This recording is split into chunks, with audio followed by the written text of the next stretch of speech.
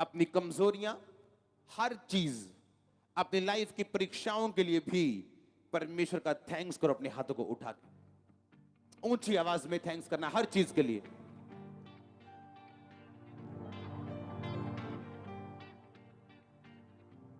जो प्रभु ने दिया और जो नहीं दिया एडवांस में, उसके लिए भी।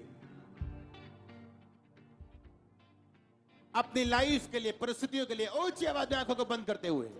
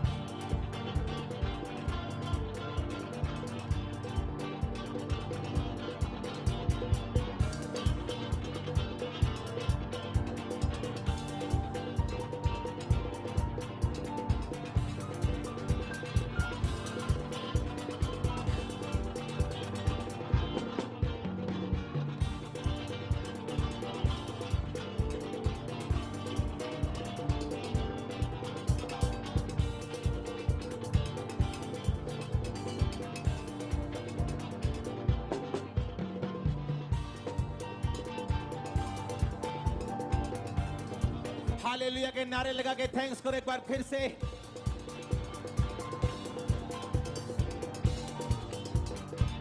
Thank you Jesus, thank you Lord. मैं आपको जब जानता भी नहीं था, आपने मुझे अपने पास बुलाया, आपका थैंक यू। जब मैं आपको समझता भी नहीं था, आपने मुझे अपने पास बुलाया, अपना आप मुझ पे जाहिर किया, मुझे आजाद किया, चंगा किया, आज ब्लेस किया, ऊंचा किया। तारीफ करो जोर से थैंक्स के साथ।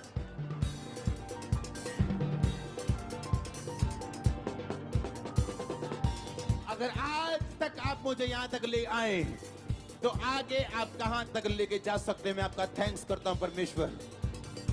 हाथों को हिलाते हुए, ऊंचा करते हुए, थैंक यू जीसस बोलते हुए।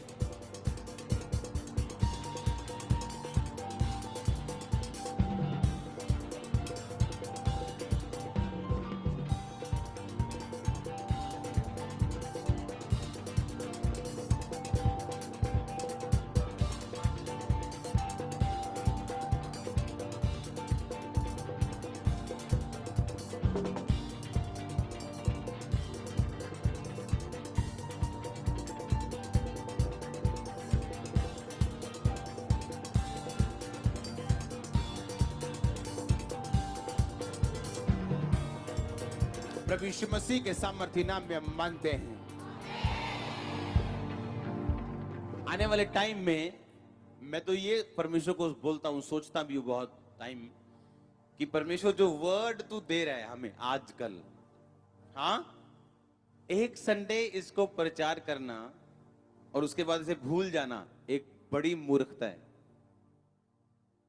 और आप देखोगे जो अनुग्रह टीवी 24 आवर ओपन किया गया, आने वाले दिनों में कैसी बड़ी भूमिका निभाता है वो। आप सोचो कि सिर्फ 50,000 60,000 लोगों में और ऑनलाइन 50,000 60,000 1 लाख लोगों में ये प्रचार इनफ नहीं। आप इसे बार बार सुनोगे और हर बार ब्लेस होंगे।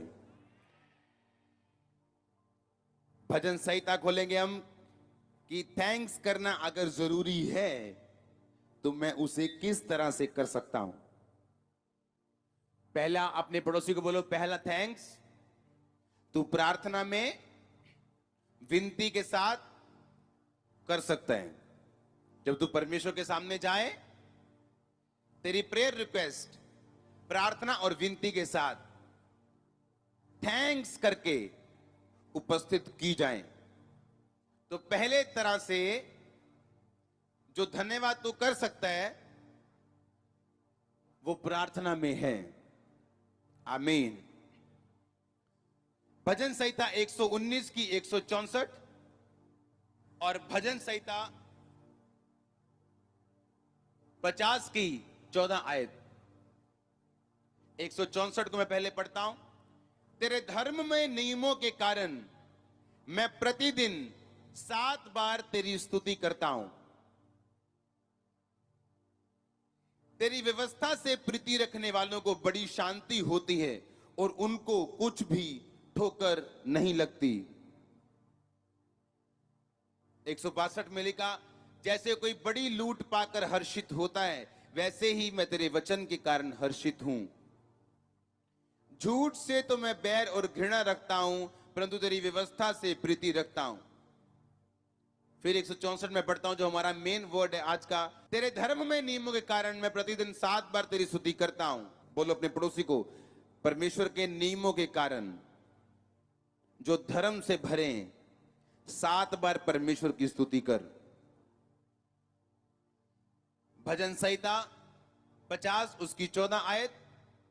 उससे पहले मैं इस आयत को एक्सप्लेन करूंगा जो आपने पढ़ी है। फिर से बोलो अपने पड़ोसी को, परमेश्वर के नियमों के कारण जो धार्मिकता से भरे हैं, धर्म में हैं, 7 बार उसकी स्तुति कर। कितनी बार स्तुति करता है दाऊद? कहता है कितनी बार? मैं 7 बार कहता रोज परमेश्वर की स्तुति करता हूं। एक बंदा 66 लड़ाइयां लड़के 66 लड़ाइयां जीत के अगर आपको कोई बात बता रहा हो तो आपको ध्यान से सुननी चाहिए।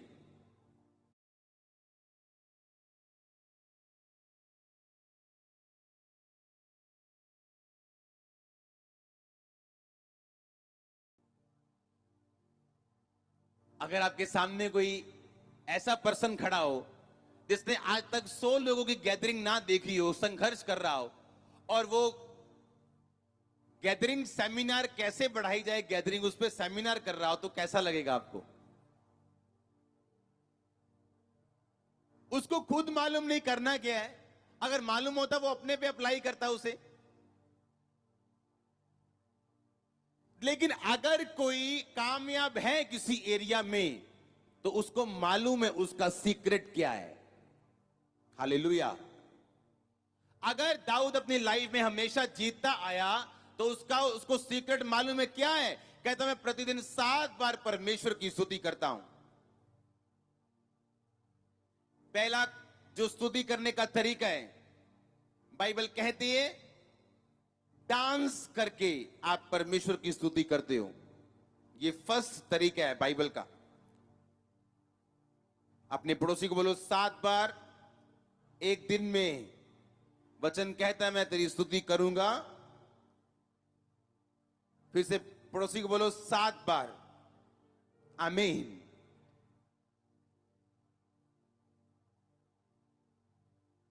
अगर आप भजन संहिता 150 घर जाके पढ़े, मैं सिर्फ आपको पढ़ाने के लिए उसको पढ़ूंगा।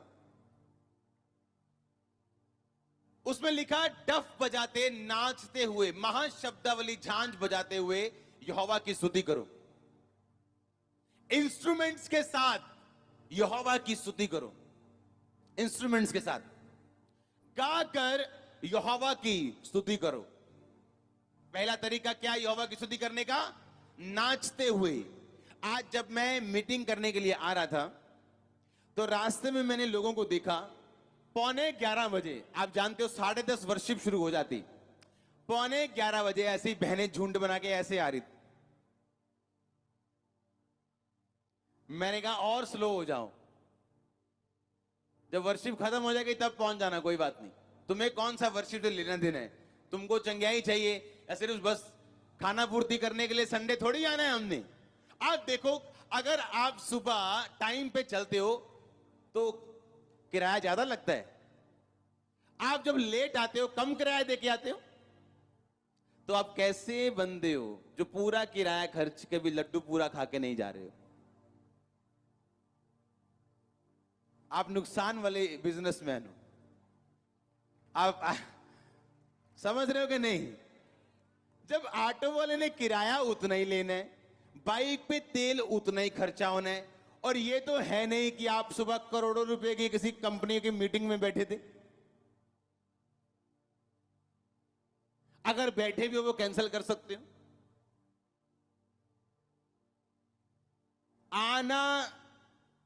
आना भी है चर्च, किराया भी उतने लगा के आना है, आना लेट है।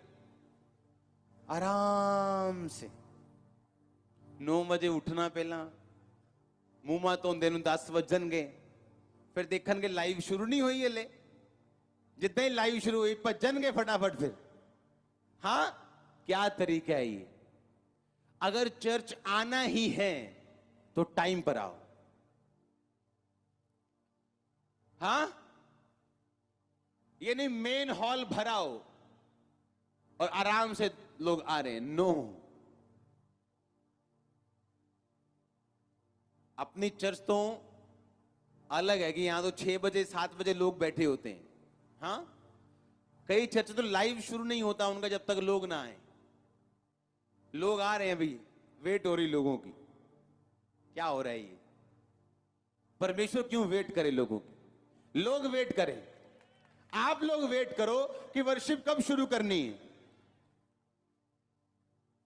यहां एक फिक्स टाइम है कि इतने बजे वर्शिप शुरू होगी सर्दी है कोई प्रॉब्लम नहीं हम समझते हैं आधा घंटा लेट हो जाएगी लेट मतलब टाइम चेंज होता है सर्दियों को दैट्स इट लोग आएंगे आएंगे नहीं आएंगे जो आ चुका है जिसकी वर्शिप करनी वो आ चुके हैं हालेलुया पहली जो थैंक्स आपने देने हैं वो प्रार्थना में है कहां पे है दूसरा थैंक्स जो आपने देने हैं वो वर्शिप में है क्योंकि जब आप वर्शिप करते हो तो आप उसको थैंक्स देते हो वर्शिप में आप थैंक्स देते हो जब आप नाच के वर्शिप करते हो जब आप नाच के वर्शिप करते हो आपको मालूम है उसका रीजन है एक दाऊद ने कहा अपनी पत्नी को जब उसकी पत्नी बोली जो यहोवा को नहीं मानने वाली थी अलग तरह से उसका बिहेवियर था उसने कहा तू क्यों नाच रहा था जब तू नाच रहा था तो तू अजीब सा लग रहा था तू लड़कियों के जैसे नाच रहा था तू इसका मतलब जब दाऊद नाच रहा था तो वो बच्चों की तरह नाच रहा था